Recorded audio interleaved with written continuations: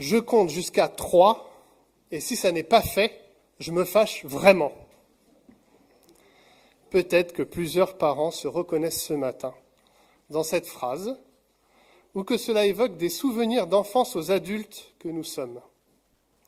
Qui en effet n'a jamais eu affaire à ce comptage parental un peu désespéré, il est vrai, alors que le ou les enfants s'en donnent à cœur joie avec défiance, avant que ça batte au chiffre 3, généralement augmenté d'un petit temps au cas où, la sentence non pas divine, mais paternelle ou maternelle.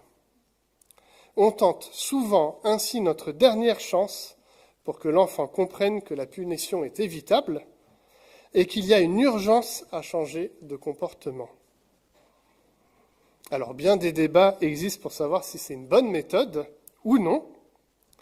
Et souvent c'est lié, je pense, pas à la méthode en elle-même, mais le ressenti qu'on a lorsqu'on prononce cette expression, c'est généralement que le parent est à bout.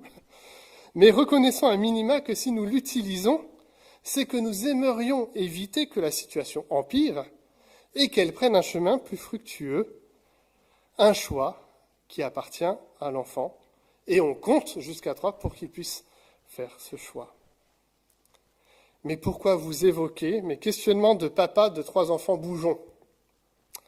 Sûrement car la lecture du dernier chapitre de la lettre de Paul aux Corinthiens, j'ai eu l'impression que l'apôtre a aussi vécu ce type de réflexion et d'espoir.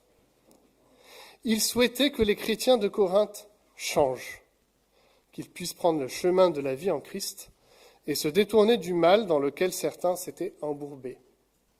Et il n'a pas hésité à le redire un certain nombre de fois dans l'espérance que les chrétiens de Corinthe changent.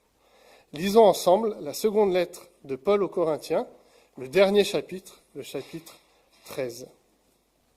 Je vais lire dans la version de la Bible Semeur, mais n'hésitez pas à lire dans la version de la Bible que vous avez, et sinon vous pouvez suivre la lecture sur l'écran. Voici donc la 3e fois que je viendrai chez vous. Comme le dit l'Écriture, toute affaire sera réglée sous les déclarations de 2 ou 3 témoins. Je vous ai déjà prévenu lors de ma seconde visite, et maintenant que je me trouve encore loin, je le répète à ceux qui ont péché précédemment, ainsi qu'à tous les autres. Quand je reviendrai, j'agirai sans ménagement, puisque vous voulez avoir la preuve que Christ parle par moi. Car vous n'avez pas affaire à un Christ faible. Il agit avec puissance parmi vous. Certes, il est mort sur la croix à cause de sa faiblesse, mais il vit par la puissance de Dieu. Nous de même, dans notre union avec lui, nous sommes faibles, mais nous nous montrerons vivants avec lui par la puissance de Dieu dans notre façon d'agir envers vous. Faites donc vous-même votre propre critique. Examinez-vous pour voir si vous vivez dans la foi.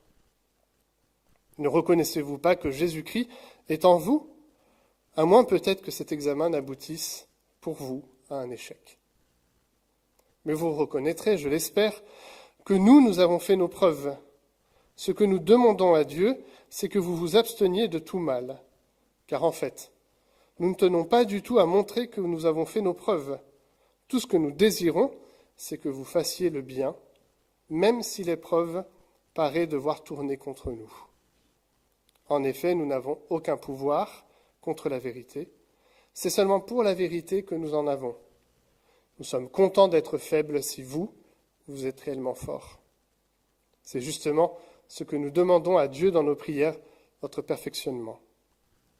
Voilà pourquoi je vous écris tout cela pendant que je suis encore loin, pour qu'étant présent, je n'ai pas à faire usage avec sévérité de l'autorité que le Seigneur m'a donnée pour construire et non renverser. J'ai terminé, frères et sœurs. Soyez dans la joie, travaillez à votre perfectionnement, encouragez-vous mutuellement, soyez d'accord entre vous, vivez dans la paix, alors le Dieu d'amour et de paix sera avec vous. Saluez-vous en vous donnant le baiser fraternel. Tous ceux qui ici font partie du peuple saint vous saluent.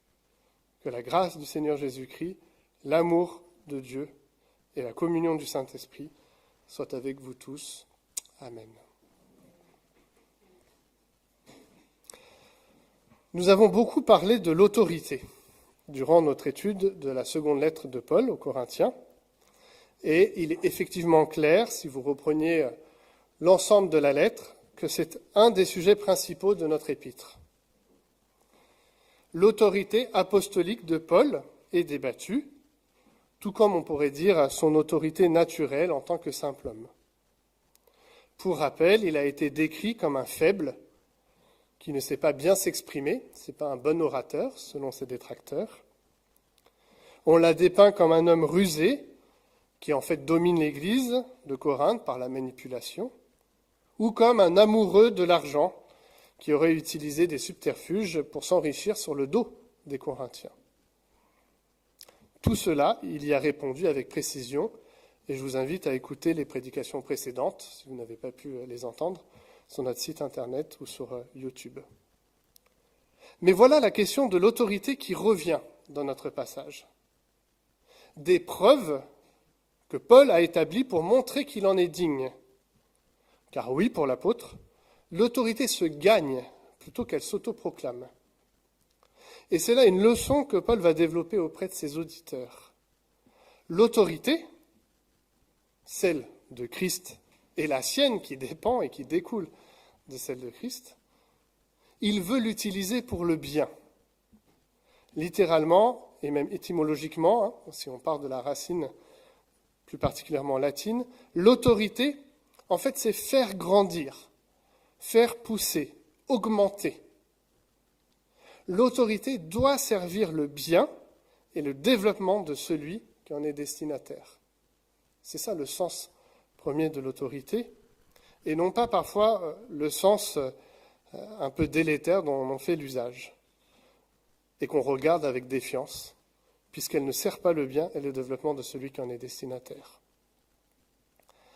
De la même manière que tout parent doit normalement utiliser son autorité pour le bien de l'enfant. Hier, je vous ai dit, on était à un mariage civil, et il nous a été récité l'article 371.1 du Code civil, qu'on lit, à destination de l'autorité parentale. J'aimerais simplement vous relire cela. Article 371.1. L'autorité parentale est un ensemble de droits et de devoirs ayant pour finalité l'intérêt de l'enfant. Elle appartient au père et mère jusqu'à la majorité ou l'émancipation de l'enfant pour le protéger dans sa sécurité, sa santé et sa moralité, dans le respect dû à sa personne. Les parents associent l'enfant aux décisions qui le concernent selon son âge et son degré de maturité. Sacré programme quand même pour le père et la mère. Et bien de la même manière que l'autorité parentale doit servir le bien, le développement, l'esprit critique de l'enfant, pour qu'il puisse saisir pour lui-même, en se dégageant au fur et à mesure de la dépendance qu'il a de ses parents pour être lui-même entier et plein en tant que citoyen, de la même manière Paul, contre ses détracteurs qui l'attendent sur la mise en pratique d'une autorité dure et sans amour, va exercer son autorité pour un seul but, qu'il précise au verset 3, que le Christ agisse avec puissance parmi vous. L'autorité et l'objectif pour l'apôtre de cet exercice de l'autorité n'est pas de faire démonstration de sa puissance ou de sa capacité de mettre au pas les autres, mais d'agir pour le bien et le développement des chrétiens de Corinthe, et même, il souhaite qu'ils prennent de la hauteur du bien des autres églises et de la ville entière qui est au bénéfice du témoignage de cette église. Loin de simplement se regarder le nombril, Paul veut faire prendre conscience que les chrétiens ont quelque chose à jouer dans leur foi avec Christ, mais aussi dans le témoignage qu'ils auront auprès des autres églises existantes et de la ville dans laquelle ils évoluent.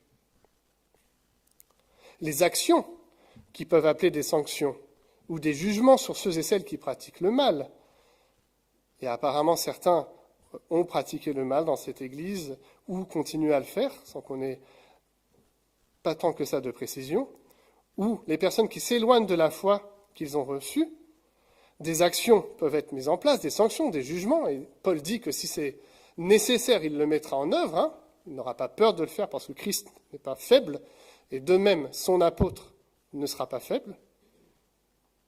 Ce n'est pas une finalité en soi, mais c'est un moyen d'action qui vise leur perfectionnement. Là se situe la prière de l'apôtre, verset 9. Notre prière, c'est votre perfectionnement. Et si cette remise en question nécessaire des Corinthiens, si leur désir de ne plus faire le mal est effective, si leur repentance est sincère et leur affirmation de suivre Jésus-Christ résolue, alors Paul est d'accord de rester l'objet d'accusations de faiblesse lors de sa prochaine visite, parce que du coup il n'aura pas exercé cette autorité, mais il se réjouira avec eux de la manière dont les Corinthiens ont changé pour suivre Jésus. Redisons ensemble ce qui se passe. Paul redit une dernière fois que s'il vient faire sa visite et qu'il trouve des choses pas justes et scandaleuses dans l'Église, il usera d'autorité que Christ lui donne. Et ça ne lui fait pas peur du tout de le faire. Là où ses détracteurs ont dit « oui, mais en fait c'est un faible, il ne le fera pas », il réaffirme qu'il le fera. Mais si la lettre qu'il envoie permet que les chrétiens entre-temps changent avant qu'il fasse la visite, alors il n'usera pas de cette autorité et il est tout à fait d'accord que ses détracteurs disent de lui, pour la suite de l'histoire, « Eh bien, vous voyez, c'est un faible. Il est venu, il s'est juste réjoui avec vous, il ne vous a pas repris. » Pour Paul, le plus important, c'est que les Corinthiens aillent bien et qu'ils soient revenus à Christ. Que ça passe par l'action directe de Christ à travers cette lettre et à travers cet appel multiplié dans sa lettre, et que ça puisse avoir du fruit avant sa visite, ça serait sa plus grande joie. Mais s'il doit le faire en arrivant, alors il le fera. Vous comprenez la logique de l'autorité que va vivre Paul et la manière dont il la développe en exigence de l'autorité du Christ. Christ a utilisé patience envers les hommes et les femmes qui se donnent à lui. Et Paul en est l'exemple le plus parlant. Lui qui a été repris sur le chemin de Damas, humilié, et que Paul a relevé. Il est bien conscient en fait que lui-même a été au bénéfice de ces 1, 2, 3 christiques. Et parce qu'il a conscience de ça, il veut user de cette même interpellation, de ce même rappel, une dernière fois, changer, pour que lorsque je vienne, je puisse me réjouir avec vous. Il se réjouira bien plus tôt avec ses frères et sœurs de Corinthe de l'action de Jésus dans leur vie que de lui devoir exercer une discipline dans l'Église.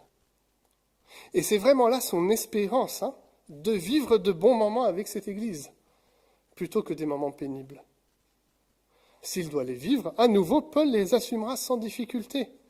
Mais s'il peut en être autrement, il appelle une dernière fois à ce changement avant sa visite. Tout comme le 1, 2, 3 d'un parent qui veut le bien de son enfant, qui espère qu'un changement s'opère dans le temps où il compte. Ainsi en est-il de Paul dans l'envoi de cette lettre et sa dernière interpellation. Et le choix appartient aux Corinthiens. C'est eux qui seront responsables de ce qui adviendra de la visite de Paul. Mais pour Paul, qui les aime profondément, il espère et prie que ce soit la joie, la paix, l'unité qui règne dès à présent dans le cœur des croyants et la communauté qu'ils forment à Corinthe. Qu'est-ce que nous indique cette attitude de l'apôtre ? Je crois que, et je l'ai déjà dit, c'est le reflet réellement de l'amour de Christ à l'intention de l'humanité. Lui qui sans cesse appelle hommes et femmes de toute nation à venir à lui. Et lui qui exerce une autorité pour le bien et le développement de chacun. Lui qui nomme le mal, non pas pour simplement le nommer, mais pour permettre aux hommes et aux femmes qui le suivront de vivre plutôt que de rester enchaînés à des ténèbres qui ne leur permettront pas de faire ce pourquoi ils ont été créés. Là est l'enjeu pour l'apôtre. Là est l'enjeu du ministère de Jésus, dans sa venue, dans sa marche parmi l'humanité, dans le temps qu'il a pris avec les apôtres. Et il a usé de patience avec les apôtres. Combien de fois il a dû rappeler les choses. Et même tout à la fin, ils n'avaient pas tout à fait bien compris. Et il n'a cessé à la suite, dans sa résurrection, de rappeler les éléments. Et c'est exactement ce que vivait son serviteur, Paul. Il n'a cessé d'avoir des paroles d'encouragement, d'exhortation à l'attention de ceux et celles qui avaient entendu cet évangile et qui le suivaient. C'est une invitation, en fait, de Paul qui doit résonner pour que lorsque nous exerçons de même l'autorité que le Seigneur nous confie, dans un domaine ou l'autre de nos vies, et on exerce toujours une autorité quelque part, ça peut être dans la famille, ça peut être professionnellement, ça peut être dans l'église ou d'autres lieux, que ce qui sert l'autorité, ça doit être l'amour, le bien, le développement de ceux et celles vers qui l'autorité se développe. Et de même, en retour, nous devons nous-mêmes accepter d'être destinataires parfois de l'autorité d'un autre pour notre bien, notre développement. Ultimement, nous sommes les destinataires de l'autorité de Christ dans nos vies. Et cette autorité, c'est parfois dire ou toucher du doigt quelque chose qui doit être changé, transformé. Pour cette église de Corinthe, elle avait déjà résolu un certain nombre d'éléments, mais il y avait encore des choses qui devaient être transformées, changées. Et Paul n'avait de cesse de prier, il le dit lui-même, pour le perfectionnement de cette église. Et nous devons, nous-mêmes les uns les autres, soit être ceux qui exerçons l'autorité, soit ceux qui la recevons, dans cette idée de perfectionnement, dans cette idée du bien et du développement de chacun. Enfants, c'est vrai, mais aussi adultes, y compris dans nos histoires respectives, dans nos chemins respectifs de vie. C'est non seulement ce que Christ demande à l'attention de chacun d'entre nous individuellement, mais aussi pour son Église et aussi en témoignage pour le monde. Face souvent, comme je l'ai dit, et je crois que c'est très prégnant aujourd'hui sociétalement, à une autorité qui est vue avec une grande défiance, parce qu'on l'utilise à mauvais escient, là où elle devrait être juste et bonne. Alors ce matin, rappelons-nous peut-être ce 1, 2, 3 que parents nous prononçons ou que enfants nous avons subi. Rappelons-nous que le Seigneur use aussi de cette même patience, de ce même désir que Paul l'a incarné pour cette église de Corinthe qu'il avait fondée et qu'il aimait profondément. Nous sommes appelés à venir auprès du Seigneur, rechercher ses conseils, rechercher son amour, et lorsque nous avons commis le mal, péché, être au bénéfice de son pardon et de sa grâce. C'est lui qui l'anime. C'est ce qui animait Paul. Paul n'avait pas le désir que lorsque les Corinthiens se révèlent, ils aient le visage de Paul dur, mais qu'au contraire, ils aient le visage de Jésus qu'ils allaient suivre dans leur vie. Que ce soit le même appel pour nous, à vivre cela concrètement, individuellement, dans l'Église et dans la société dont nous sommes les citoyens. Prions. Père éternel, nous voulons te remercier encore pour ton apôtre, Paul, que tu as appelé, qui avait bien conscience de suivre Jésus dans ses pas, d'être au bénéfice déjà de ce que Jésus avait pu faire auprès de lui. Toi qui avais repris Paul, qui l'avait relevé, qui l'avait réorienté vers un chemin de vie et non de mort, pour son bien, pour son développement et son perfectionnement. De la même façon, Seigneur, c'est comme ça que Paul a agi envers cette église de Corinthe. Il a multiplié ses appels. Il n'a pas cessé de dire combien il voudrait que cette prochaine visite, soit vécue dans la joie, la paix et l'unité, plutôt que dans la dureté et la discipline. Pourtant, Seigneur, on voit que Paul n'hésitera pas à le faire pour le bien et le développement de l'église de Corinthe. Tout cela, nous voulons le mettre ensemble, toi qui n'as pas hésité à user d'autorité, mais qui a aussi accepté d'être humilié. Toi qui, d'un claquement de doigts, aurais pu inviter tous les anges à éloigner la croix, tu l'as subi pour nous. Tu as mis de côté ta gloire pour que nous ayons part à elle avec toi dans ta résurrection. Le Seigneur vient nous indiquer les bonnes modalités de l'exercice de l'autorité. Apprends-nous à la recevoir quand elle est bienveillante, quand elle a le souci des uns et des autres. Que tu nous fasses réfléchir sur ce qu'elle convoque dans nos cœurs, peut-être de tordu et qui a besoin d'être restauré, de témoignages que nous pouvons avoir dans les différentes instances de nos vies humaines. Nous nous confions à toi, Jésus, pour cela. Nous voulons vivre la paix, la joie et l'unité avec toi et avec toute l'Église réunie. En ton saint nom. Amen.